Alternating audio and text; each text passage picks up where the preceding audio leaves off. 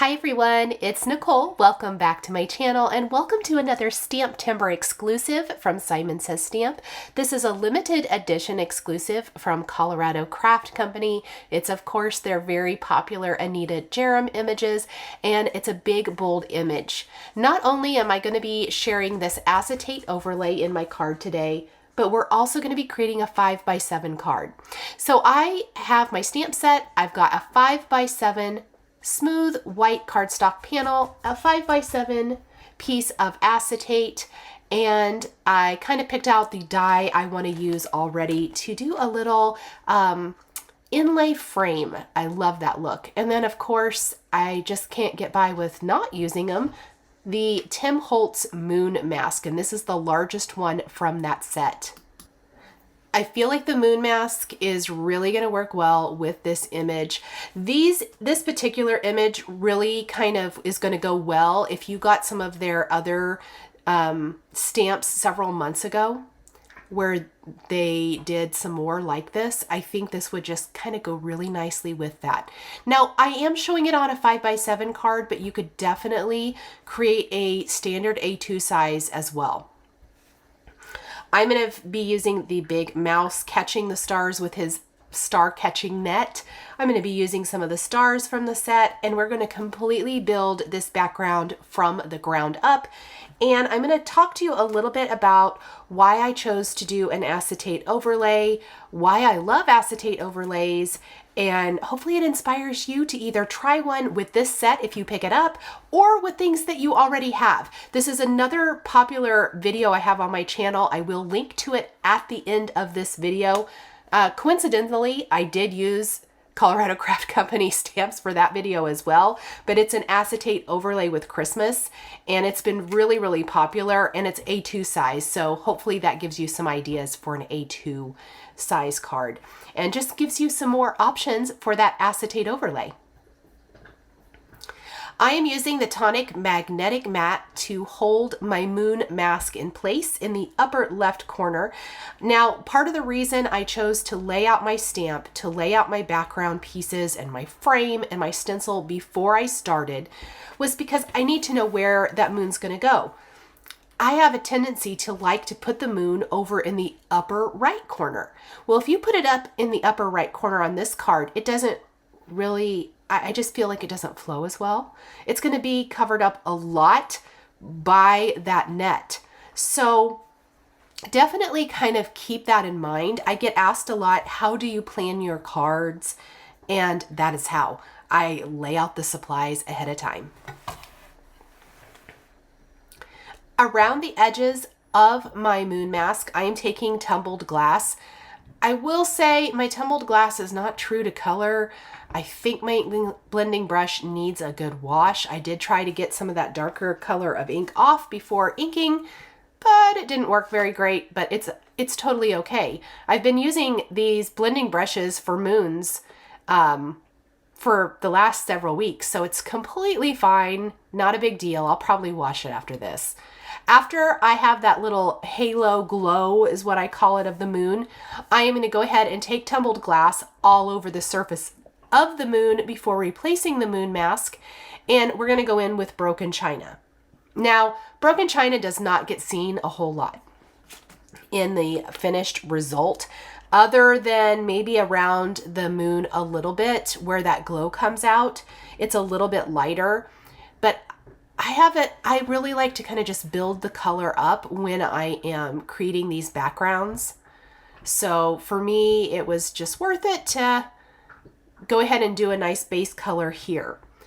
Then I'm going to do chipped sapphire. I feel like every time I create a moon background, I choose different colors, like 90% of the time. And that's simply because there's just so many fun options. I like to see how each different combination works. So a lot of times I'll use Blueprint Sketch or Villainous Potion for the Halloween a lot. Purple would look great on this as well, but I chose to kind of go all blues. So tumbled glass, broken china, chipped sapphire, and of course, black soot. Black soot to me is, as always, the color that just ties it all together. deepens and darkens those edges, gives it that night sky type of effect that I really was going for here. So it looks pretty ugly right now. I think it's very blotchy. It doesn't look very pretty. This is a big panel.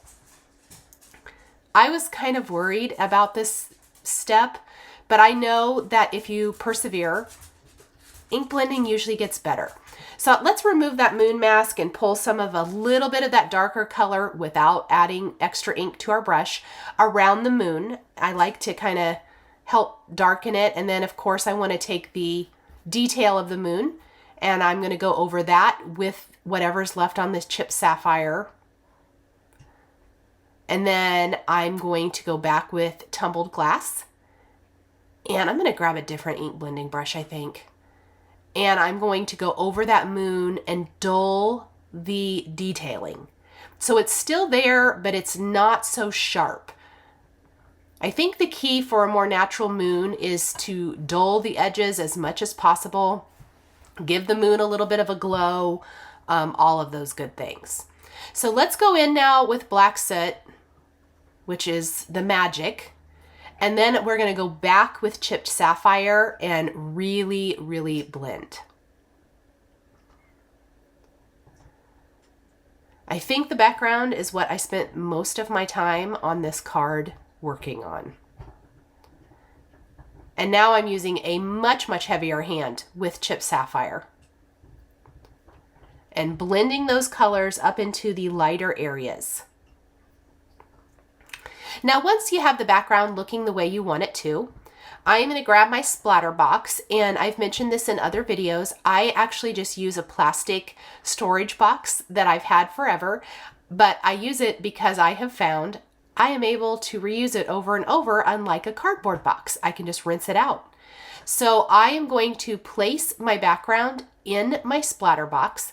I'm going to put the moon mask back in place so I don't splatter on top of the moon. I've got some white gouache that I am going to use in a minute. I also am just taking some water and splattering it all over the background, and you can see it start to oxidize, and I'm going to have all those great little light areas in the background. So I'm going to do that first. And I didn't even dab it up. A lot of times I'll dab that dry, but I didn't.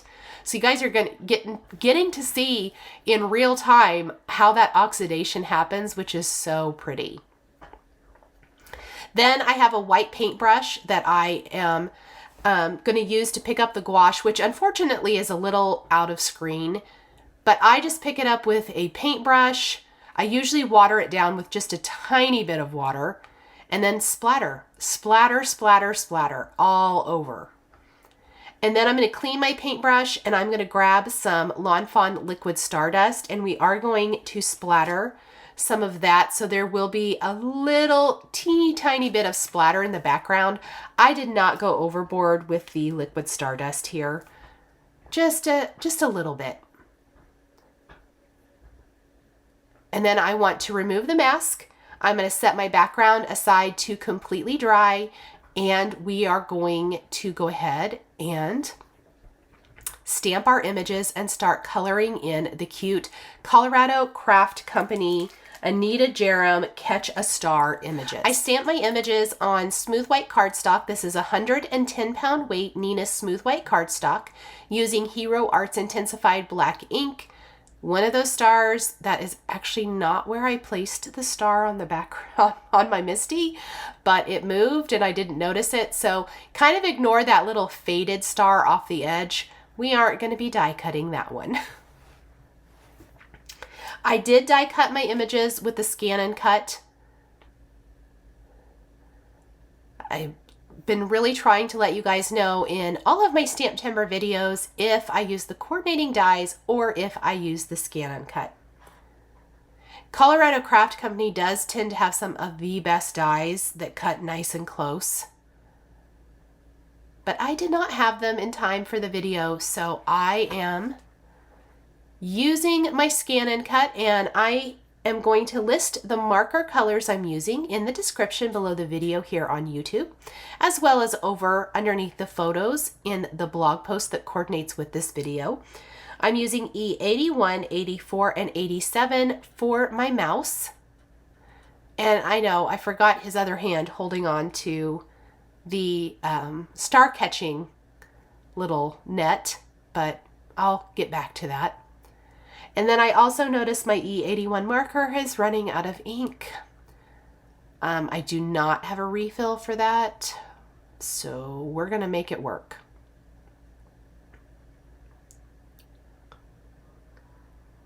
I was really irritated. A little R00 for the inside of the ear. And I'm going to pull some of that E84 down just a little bit more.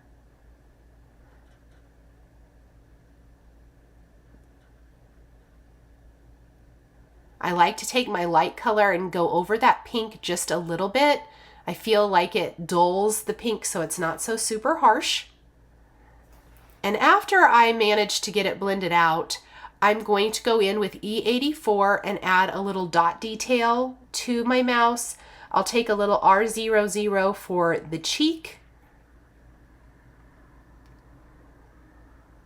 So cute. About the only cute mouse I like is the only mouse I like is a paper stamped mouse.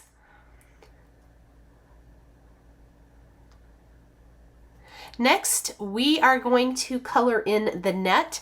I decided to go very tone on tone, I suppose I would call it.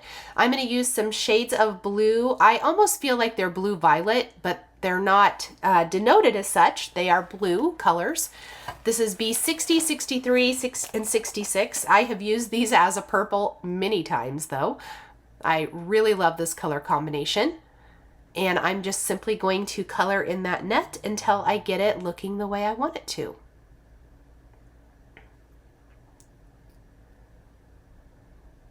So I went all over with B60, shaded in B66, pulling out some of that color with B63, and then I will go back with B60. And then I do repeat this as I felt like I needed to deepen and darken parts of my net a little bit more.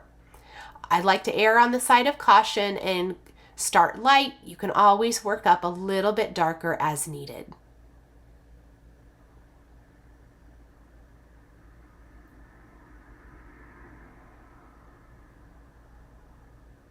Just kind of pulling that color over. And then again, blending it out with our light color. That looks pretty good.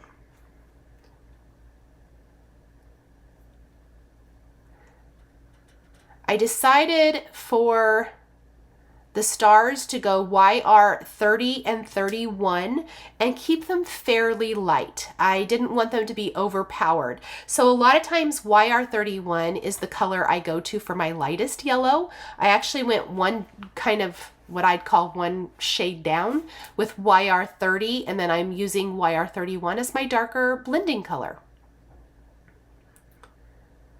And our card is going to have 5 stars on it. I do think that there are like maybe 6 stars in the stamp set. There are a lot. Yes, there are 6.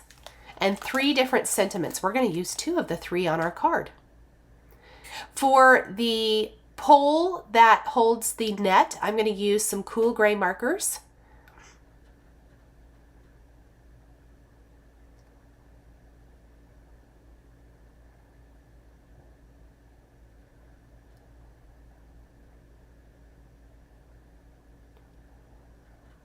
And then I'm going to add some detail with a black jelly roll pen to the eye of our mouse.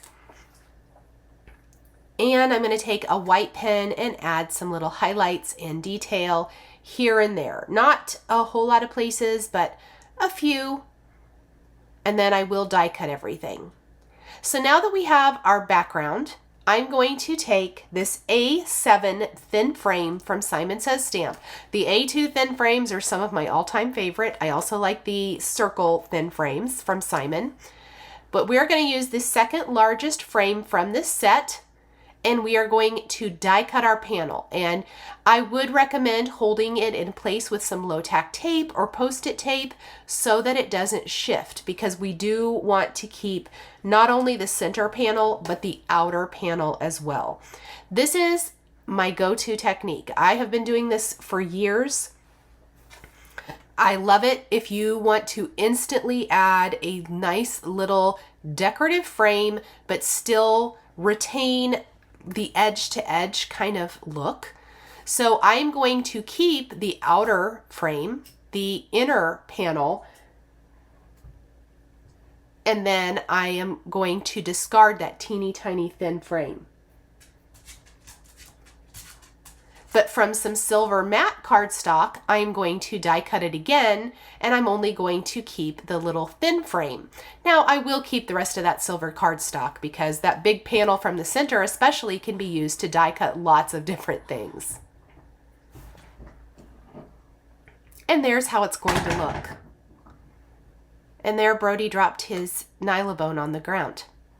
I have a 5x7 card base. So I took a sheet of smooth white cardstock and I trimmed it down to 10x7. And then I simply scored it in half and I've got a card base. I'm going to completely cover the front of my card base with a nice strong adhesive. The jury's still out, you guys, if I like this ATG or not.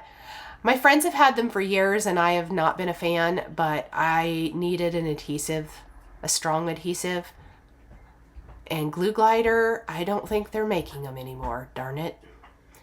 But I went all over the front of my panel and I'm going to start with the outer frame. I'm going to line that up. Then I'm going to replace the next step is going to be the little silver matte. And very slowly, I'm just going to work that little silver frame into the design. I personally like not using liquid glue for this. I've done it both ways, but the liquid glue kind of is messy. And then of course we're going to replace the center panel, and that little silver frame just sets off the background beautifully. Oh, I love it. I love it, love it, love it. So I have my acetate here, and I decided about this point, I think I want my acetate to be a little bit cut, a little bit smaller. I think it'll just look a little nicer. It won't catch as much on the edge of the card. So I am going to trim it down to 4 3/4 by 6 3/4. And I'm going to switch out that second greeting as well. So I did trim it down. I've got everything in my Misty I'm using as a guide, and I am going to use white Stazon ink. On acetate, you do want to use a solvent ink that is not going to smear. If you try to use a dye or a pigment ink, it's never going to dry on the acetate. White Stazon, if you've seen any of my videos where I stamp on acetate, I talk about this all the time. I use 95% of the time. Black stays on the other 5%. I love white. I think it looks so great on acetate. So I stamped my first greeting so that it obviously overlays the moon. You could stamp that directly on the moon with clear embossing ink and heat emboss with white embossing powder if you don't want to do an overlay. That's totally fine. And then my second greeting, I messed up. So I left it in because I wanted to show you guys what you can do to fix it. I actually took a little stamp cleaner and my microfiber cloth and wiped that part away. I didn't have to restamp the whole panel, made sure it was good and dry, and I simply restamped with my second greeting. What I love about this is that it overlays the design. Something I normally wouldn't have done if I stamped it directly on the card itself, because it wouldn't have stamped nicely with the mouse being a separate piece. Now it works really, really well. So I love stamping all the little parts and pieces on the acetate. I'm going to keep my acetate in place while I work on laying down where the stars are going to go on my card. And I'm going to start with the big one here because I want that one to kind of look like it's the one that the mouse is catching first.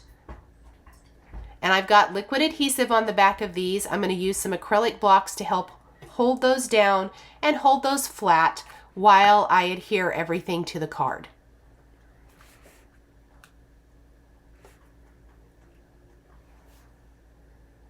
And then I'm just always double checking with my acetate.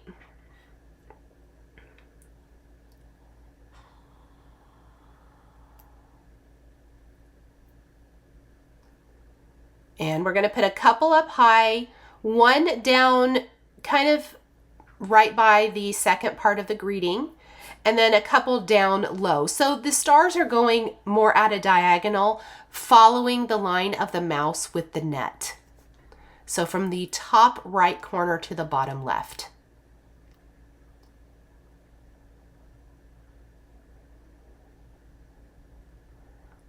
And this design could very easily be adjusted to not using the acetate layer if you don't want to.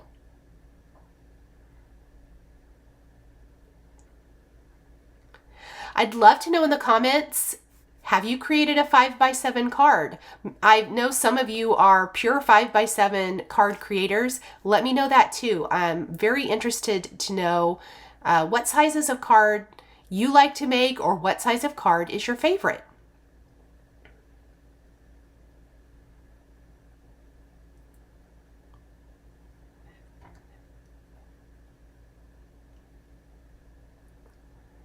Couldn't decide where to put that last little star, could I? Sometimes at the time, it's harder than you think. So now I have some ribbon. Oh no, am I out of frame? I've got some ribbon. I've got a tiny attacher, and I kind of just folded it in half, and I lined up my acetate with my panel, and I made sure to staple the ribbon and the acetate to the front of the card. And that is what holds on the acetate. It hides, well, there's no having to hide adhesive. Now, I did try to use my scissors that I've used for paper, and I knew that was a mistake. And so I grabbed my scissors I use for fabric and ribbon, and that works much better. I do end up adjusting this a lot and shortening it up a lot because I don't want it hanging down into the text at all. And all I did was knot it once. I only knotted it once up there at the top. It's pretty flat. It's not going to create a whole lot of bulk or anything like that, but I love, love, love this technique. It is one of my favorites. I think it's super showy. Adds kind of a, definitely, could be an elegant kind of look depending on the card you're making. But this turned out so fun. I'm liking it a little shorter. Let's go a little shorter yet. So I fold it in half and then I just notch the ends, and I like that. Let's try to do that over here. Maybe that's okay. So now I am going to take some little silver star confetti, and this is literally the last thing we're going to do. We're going to add some to the background of the card, but I am going to add one on the front of the panel, right kind of along the side of the letter O in the word your, just to kind of finish it off. And I'm scattering these all over the background. Now I am holding the acetate up. I've used liquid glue. I do not want liquid glue smushing onto the acetate until it's been dried. So I am going to keep this held up, and then I put my little box under here to hold that up and out of the way while the glue dries. Making things work. And here is a look at the finished card.